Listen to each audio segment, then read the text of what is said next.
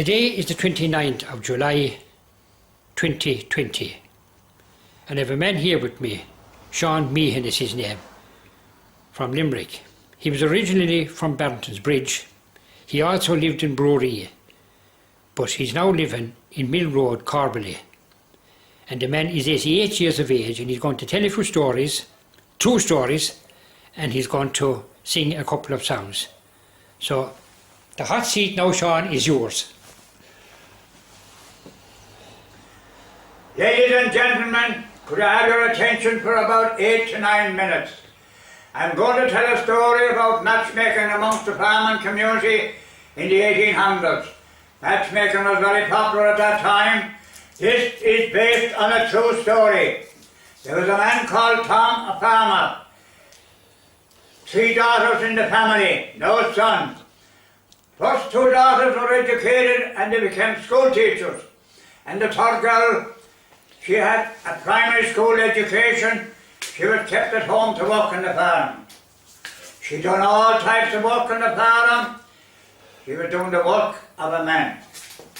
But when she came to 29 or 30 years of age, the father and mother were anxious that she'd get married. And a friend of the family introduced this young man from the next parish. He arrived one Sunday morning spick and span. And it was a custom at that time that the incoming man would walk the land. So Tom took him on a tour of the land. Now he was a young man, he wanted answers to his questions. And when he came on the cows, he counted the cows, and he wanted to know how many gallons of milk they were producing in the week. One of the first co-op primers to be established in this part of the country was in Drumcollar in County Limerick in 1887. And before that, the milk on the farm was churned into butter using an up and over butter churn. And the butter was sold on at the butter markets and to the butter buyers. That was the system at that time. Tom and the young man moved on to the farmyard where he saw a flock of hens. And he wanted to know how many dozen of eggs the hens were laying in the week. Tom didn't know. And then, one question he wanted answered. He wanted to know, were they putting the egg money into the post office? Tom didn't know. He said the women looked after the hens. And then he saw the sows and young. He wanted to know when was she going to have bonnets. And Tom told him, I don't keep a record of the animals when they're young. I let nature take its course. He spotted the clothesline then, where the women were after putting out the washing. And he had a look at that. And it was the women's underwear he was checking out. Now this house I'm going to describe is, at that period, is the County Limerick type thatched house. There were similar type houses in our neighbouring counties, County Bruree and County Clare. At that time, Tom would be considered to be a well-to-do farmer. And the house he lived in with his wife and family was a thatched house, a large kitchen with a flat floor, 3 bedrooms with mud floors, no toilet. There was no toilet in those houses in those days.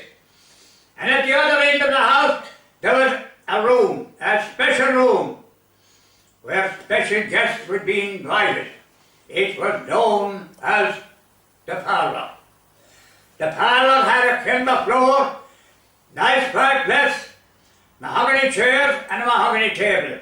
There was a lot taller mahogany at that time, more so than today. And overhead the parlour, there was a room known as the attic. And to gain access to that room was by a ladder from the kitchen floor. A lot of brick and bat stored in that attic. One thing that was stored in it was poteen. Poteen and high water went side by side in those houses at that period. And in the gable end of this attic, there was a small window about 12 inches by 10. In Ireland at that time, the windows were taxed. And the smaller the window, the less tax you paid. It also applied to the iron band on the wheel of the horse's car, which was also taxed. There was quite a considerable amount of toll houses in Ireland at that time. Today there are very, very few of those toll houses exist. That said, Tom invited the young man into the parlour. He was a special guest on this occasion, and he wanted to know was he a drinking man. Some would say, was he fond to drink? So he produced a bottle of whiskey, and he said to the young man, help yourself to a drink. Very what, and there was no need, he was well able to drinking. And in a short time, he left an empty whiskey bottle on this mahogany table for Tom. At this point in time, Tom saw dark clouds on the horizon. He was thinking of his wife. His wife's name was Josie. Josie was his rock. He spoke highly of Josie to his friends. Josie worked hard on that farm. And when Josie was a young woman, she married Tom, and she brought a fortune into that house. Some people call it a dowry. She also helped to steer the ship clear of deep waters with Tom. And Tom was not forgetting that.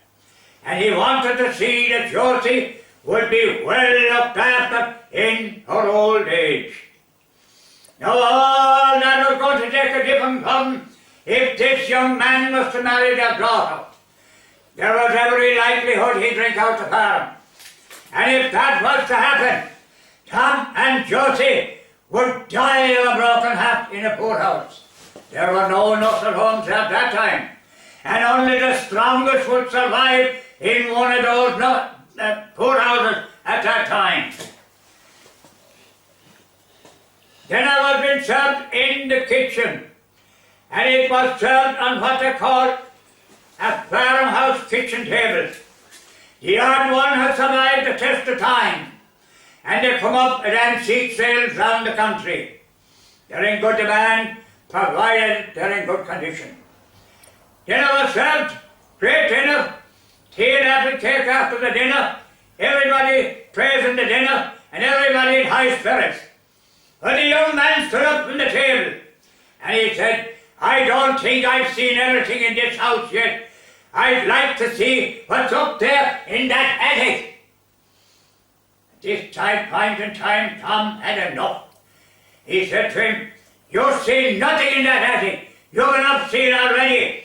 You've my land seen. You've my cows seen. You've my hens and chickens seen. And you've gone down into my 3 bedrooms, and you pulled the poles out from under the bed to see what colour they were. You are going to walk the walk. You are going to walk the walk. You will not be marrying my daughter, and that's for sure. That house I mentioned a few minutes ago, there are very, very few of those houses in County Limerick today. As a matter of fact, there are very few in any county in Ireland. They are belonging to a bygone day. Thank you very much. Thank you. Thank you. Good man. Very good. Very good. Very good.